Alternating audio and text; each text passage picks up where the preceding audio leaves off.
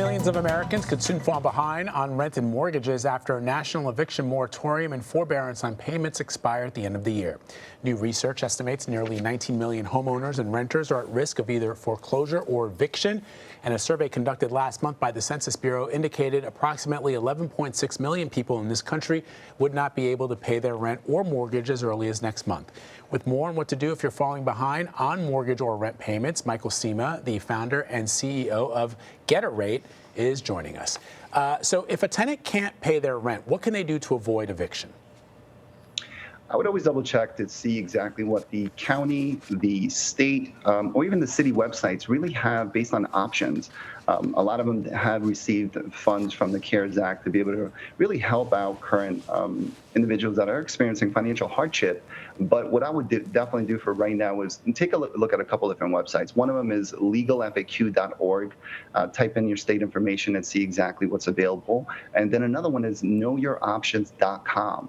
Knowyouroptions.com is a great option because it allows specific renters that are in a position that, of course, again, are experiencing financial hardship to see exactly what kind of mortgage their landlords have. And if their landlords are currently in a position that they have a government program, it might give them additional assistance to really be able to, again, stop payments for a little bit longer to just give them a chance to catch up and really just get back on their feet.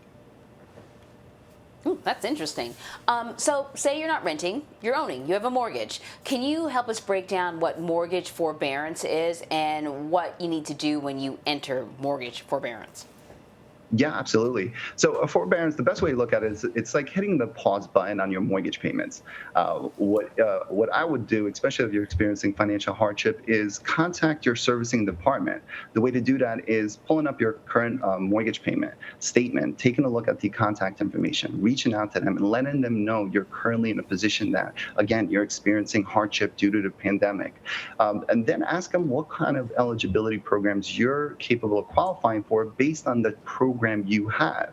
So, for example, if it's an FHA, VA, conventional Fannie Mae, Freddie Mac program, you might be able to qualify for a forbearance up to 6 months with an additional 6-month extension, which will give you a total of 12 full months off of your mortgage payments. Now, the most important part is really making sure to ask the questions on how the repayment plan works. And what I mean by that is a lot of servicing departments have options. They'll give you an option to either have to pay the full amount back at the end of the forbearance agreement, which a lot of times is going to be difficult for a lot of homeowners.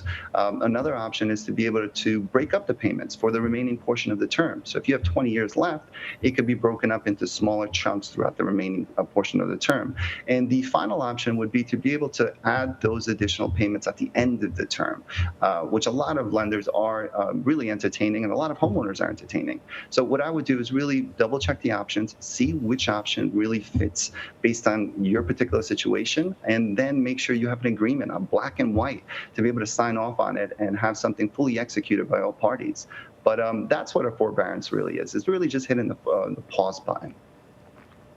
When the forbearance period ends, what should homeowners do next? Well, at that point, if it's the first portion of the 6 months, if they're still continuing to experience financial hardship, they could submit for an additional extension for another 6 months. But after that 6-month period, I'm not sure if these lenders all across the board are offering additional options.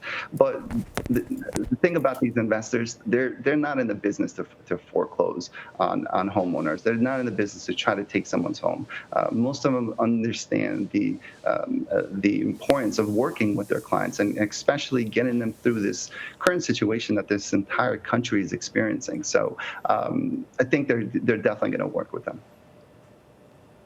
Michael, I think that's a great point. Keep the communication open. Banks don't want to own your home. Landlords don't want to evict you and have to find a new tenant. All of that is too much work and too much money. You've actually really given us some serious news you can use. I think you're going to help a lot of people out. Michael Sema, thank you very much. Thank you.